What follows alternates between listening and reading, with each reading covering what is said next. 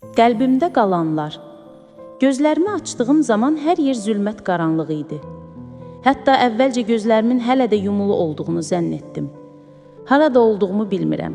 Ona görə də ayağa qalxmadan yeri əlimlə yoxladım. Zəmin olduqca yumşaq idi. İlk toxunanda qorxdum. Bataqlıq kənarında olduğumu düşündüm. Yavaşca ayağa qalxdım. Yox, bataqlıq deyildi. Amma bu yumşaq zəmin üzərində ayaqda qalmaq çətin idi. Sanki uşaqlıq vaxtlarımızdakı kimi döşəklərin üzərində gəzməyimə bənziyirdi. Bahar gələndə anam döşəkləri hava çəksin deyə eşiyə çıxarardı. Anamın gözündən yayınan kimi qaçıb o döşəklərin üzərində büdrəyərək yeriyər, atılıb düşərdim.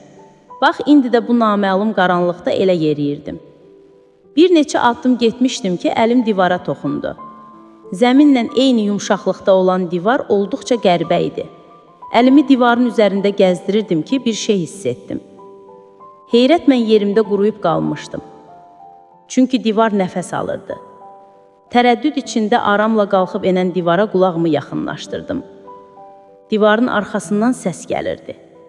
Bu sabit səs deyildi.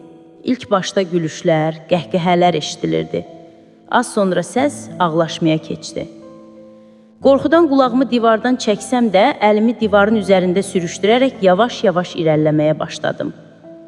Birdən əlim divardakı yarığa düşdü. Müvazinətimi güclə saxladım. Barmaqlarımla cəld yoxladım və eyni ilə mənim boyumda olduğunu hiss etdim. Düşünmədən atılıb yarıqdan keçdim. Addım attığımın ətrafım haradan gəldiyini bilmədiyim bir işıqla aydınlandı. Hara gəlib düşdüyümü anlamasam da, təmas etdiyim hər şey mənə doğma gəlirdi. 2 addımlıq keçiddən sonra dairəvi yerə çıxmışdım. Diqqətlə baxdığımda işığın divarlar üzərindəki mavi cizgilərdən gəldiyini gördüm. Bu cizgilər yerdən tavana qədər hər yanı əhatələmişdi. Gözlərimi divardan çəkib içəriyə göz gəzdirəndə heyrətdən ağzım açıq qaldı. Az əvvəl tamamilə boş olan dairə indi cürbəcür əşyalar, geyimlər, oyuncaqlarla dolu idi. Ən qərbəsi də burada tək deyildim. Düz qabağında dayanmış təxminən 6 yaşlarında bir qız mənə baxırdı. Onun kim olduğunu uzun-uzun düşünməyimə ehtiyac yox idi. Sinəsində ağ pişik şəkilli mavi paltarı və 2 yandan sallanan lentlərlə bağlanmış saçları ilə bu kiçik qız mən özüm idim. Uşaqlıqda bu paltarı çox sevirdim. Əynimə kiçiləndə məyus olmuşdum. Mən hələ heyrətdən ayılmamış, kiçik qız gülümsəyərək yaxınlaşıb əlimdən tutdu. Mən də diz çöküb onun balaca əllərindən öpdüm. O isə yanağımdan öpüb dedi: "Çoxdandır səni gözləyirəm, yaxşı ki gəldin." "Bəs bura haradır?" Onun əllərini sığallayaraq soruşdum. Uşaqlığın baxışlarını məndən çəkib ətrafı ilk dəfə görürmüş kimi seyr etdi. Sonra isə yenə mənə baxıb gülümsədi. "Sənin qəlbin." O bunu deyib məni əşyaların arasına çəkdi. Diqqətlə baxanda gördüm ki, əşyaların hər biri mənə tanışdı. Gözüm ilk qabağıma çıxan çətirə sataşdı. Başında pişik qulaqları və bığları olan çəhrayı çətrim. O çətirdən o vaxtı məktəbimizdə təkcə məndə vardı. Onunla məktəbə gedəndə hər kəs maraqla mənə baxardı. Çətir qırılanda çox ağlamışdım. Sonra kiçik masa üzərində 2 mərtəbəli oyuncaq evi gördüm. Buralara yaxşı bələd olan balaca qız əlini evin içinə salıb kiçik sandıqcanı çıxardı. Xatırladım. İçində həmişə noğullar gizlədərdim. Sandıqcam noğulla dolanda özümü dünyanın ən zəngin adamı sayardım. Uşaqlığım sandığı açanda içində 3 dənə yaşıl noğul gördüm. Sonra o sandığı bağlayıb yenə oyuncaq evin içinə yerləşdirdi. Əlimdən tutub məni ayağa qaldırdı. Sağ tərəfimdə yerdən üst-üstə yığılmış kitablar düzülmüşdü. Onların arasında rəsm albomlarım da var idi. Yanında boyalar, fırçalar, rəngli karandaşlar və evimdə yanan tablolarım, göz nurumdan çəkdiyim rəsmlər, mənzərələr, süzən gəmilər, balerina, ayıcıqlar. Göz yaşlarım səssiz yanağımdan süzülürdü. "Gedənlər, itənlər üçün ağlama," dedi uşaqlığım. Başımla onu təsdiqləyib özümü topladım. Sonra isə beynimdə dolanan sualı verdim. Mən niyə buradayam? Uşaqlığım bir qədər susub dilləndi. Qəlbində qalanlarla görüşməyin üçün buradasan. Başımı qaldırıb ətrafı təkrar göz gəzdirdim. Əşya və oyuncaqlar arasında tək mənə aid olanlar deyil, arzulayıb da sahib ola bilmədiklərim də var idi. Gülümsəyərək hər birinə diqqətlə nəzər yetirirdim. Kiçik qız əlimdən ehtiyatla çəkib bura gəldiyim yoldan məni yarığa qədər apardı. Bir neçə addım qalmış yerimdə dayandım. Çünki qarşıdan sevinclə bərabər kədər qoxusu gəlirdi. O qorxuları necə duyduğumu bilmirəm, ancaq bu məni ürkütməyə yetmişdi. Uşaqlığım sanki qorxumu hiss etmişdi. Əlbəttə, axı o məndim. Güvən verərək əlimi sıxdı və arxasıca çəkib yarıqdan keçirdi. Özü də əlimi buraxmadan mənimlə birgə gəlmişdi. O yarıqdan 2 addım ataraq keçmişdik. Ancaq içəridə göz gözü görmürdü. Keçdiyimiz yer qatı duman içində, ucu bucağı görünmürdü. Bu zaman əlimi hələ də tutan kiçik qız astaca dilləndi. Bura sənin xatirələr dənizindir.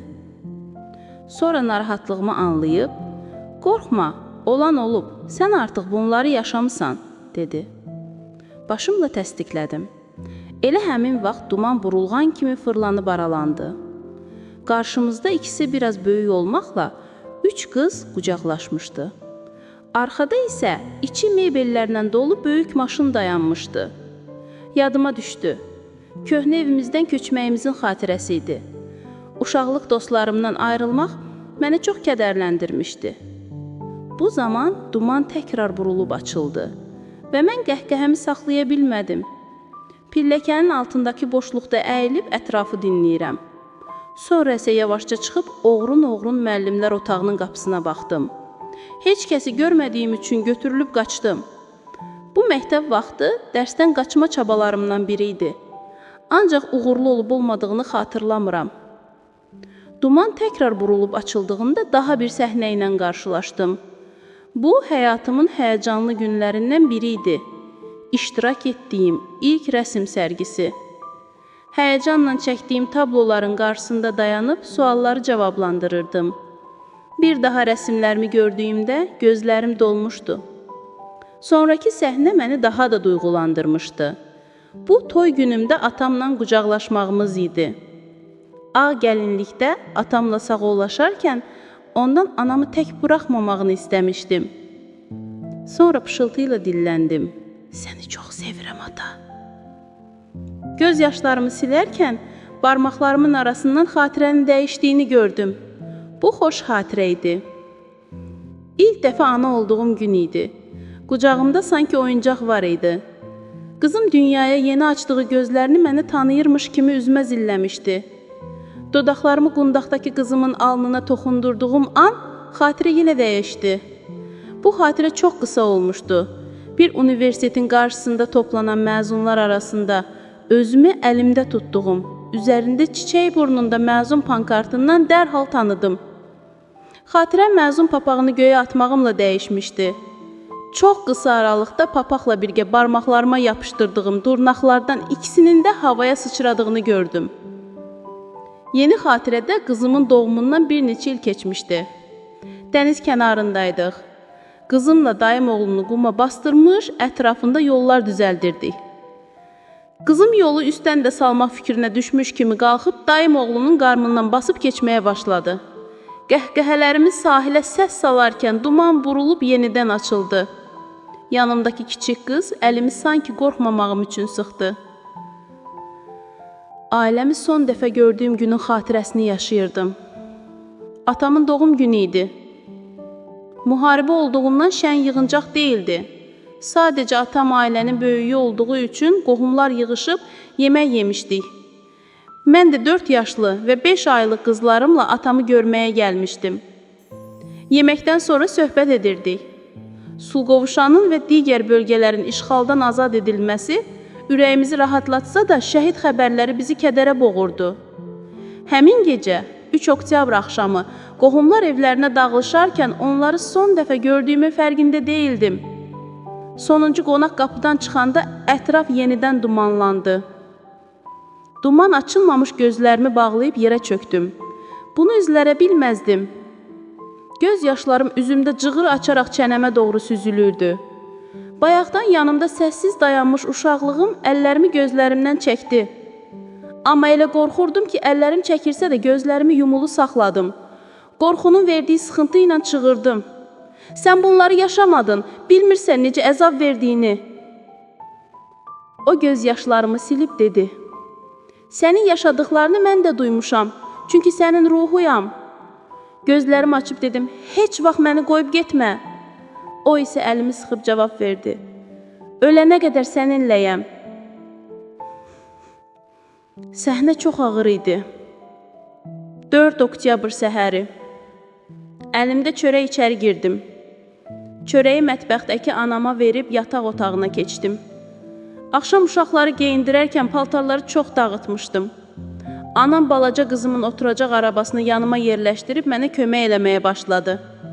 Böyük qızım da kitab rəfindəki rəngli kitablara baxırdı. Bu zaman qəribə səs eşidib pəncərəyə yaxınlaşdım. Bu, xatırladığım son şey idi. İndi isə bilmədiklərimi görürdüm. Həyət qapısını uçurub evimizin qarşısına düşən raket hər yeri dağıtdı. Onun zərbə dalğası məni yerə sərmiş, yatağın başlığı üstümə aşılmışdı. Anam yıxılmış, üzərinə daşlar, şüşələr yağmışdı.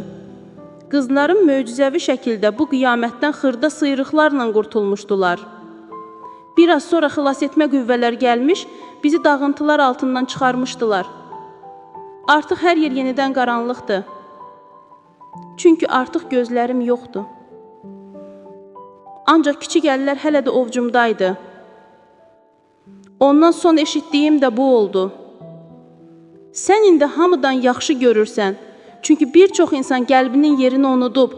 Sonra mən yuxudan ayıldım və həyatımın kədərə qurban verilməyəcək qədər dəyərli olduğunu anladım.